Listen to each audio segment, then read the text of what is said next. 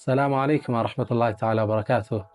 ወዳጆቼ ዛሬም ስለ አንድ ትልቅ ቁም ነገር ስለ በላጭ የዱንያ ቀናቶች ላወራችሁ ፊት ለፊታችሁ እገኛለሁ። አላህ ቸር አዛኝ የሆነ ጌታ ነው። ሁሌም ባሮቹን በጸጋው ይከባቸዋል። የመልካም ስራን በሮች ሁሌም ይከፍትላቸዋል። ነቢዩ ሰለላሁ ዐለይሂ ወሰለም ኢነ ሊረቢኩም ፊ ደህሪኩም ነፈሓት፣ ለጌታችሁ እኮ በዓመቱ ውስጥ የመልካም ነገሮች በር አጋጣሚዎች የሚከፈትበት የኸይር አየር የሚነፍስበት አለ። አላ አዋጅ ፈተዓረዱ ለሃ፣ እናንተ እሷን ተገናኟት ተጠቀሙባት ይሉና ነቢይ ሙሐመድ ሰለላሁ ዐለይሂ ወሰለም። እንደምታውቁት አላህ ረመዳንን አመጣለን። ጾም ነው፣ ሌሊቱን ቆም ነው፣ ተሐጁድ ገባነ፣ አሽሩል አዋኺርን ኢዕቲካፍ አሳለፍነ።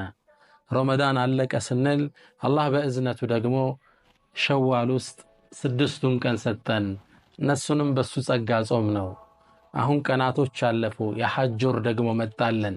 በተለይ እነዚህ 10 ቀናቶች ወደኛ መጡ። እነዚህን 10 ቀናቶች እንጠቀምባቸው ዘንድ አንድ ሁለት ነጥቦችን ለእናንተ ማስታወስ ወደድኩ። አስአላህ ተውፊቅ ወልኢኽላስ ወሰዳደ ወሰዋብ። እነዚህ ቀናቶች እጅግ አላህ ዘንድ የተከበሩ ከዱንያ ቀናቶች በላጮች ናቸው።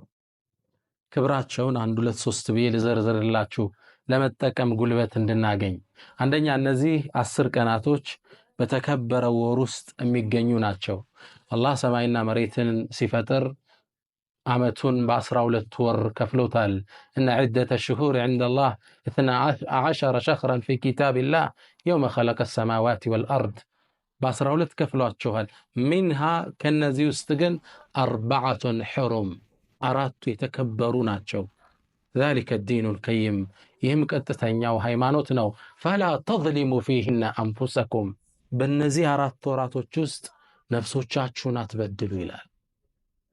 እንደሚታወቀው ነፍስን መበደል ሌላውን መበደል በየትኛውም ወር ክልክል ነው። ኢኒ ሐረምቱ ዙልመ ዐላ ነፍሲ ፈላ ተዛለሙ፣ እኔ በደልን ከልክያለሁ ኮንኛለሁ፣ አትበዳደሉ ይላል አላህ። በእነዚህ ወራቶች ደግሞ የበለጠ የጠበቀ ይሆናል። ታዲያ በዚህ በተከበረ ወር ውስጥ የሚገኙ ስለተከበሩ 10 ቀናቶች ነው እያወራችሁ ያለሁት። ሁለተኛ የእነዚህ ቀናት ትልቅነት የሐጅ ወር ውስጥ መገኘታቸው ነው።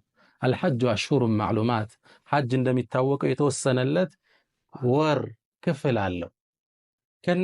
ከዚህ ወር ውስጥ እነዚህ 10 ቀናቶች ደግሞ የሐጅ አብዛኛው መልካም ስራዎች የሚተገበሩባቸው ናቸው።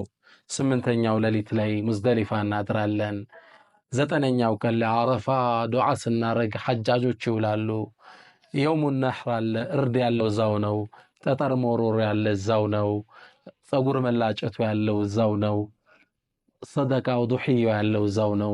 በርካታ የሐጅ ተግባራት እነዚህ ቀናቶች ውስጥ አለ። በል የሐጅ ዋናው አንኳር አስኳል የውሙ ዓረፋ ከነዚህ 10 ቀናቶች ውስጥ የተካተተ ነው።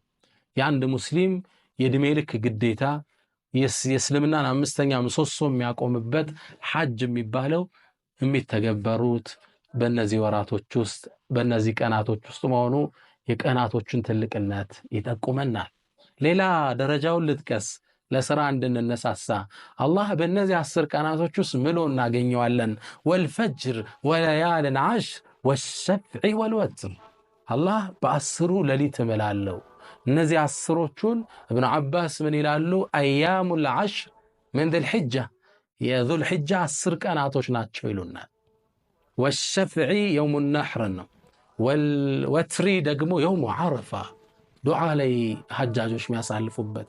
አላህ በትልቅ ነገር እንጂ አይምልም። የቀናቶቹ ታላቅነት እየታየን ነው። ታዲያ እኛም በእነዚህ ቀናቶች ውስጥ በዒባዳ መጠንከር ይኖርብናል። ሰለላሁ ዐለይሂ ወሰለም ወባረከ ዐላ ነቢይና ሙሐመድ።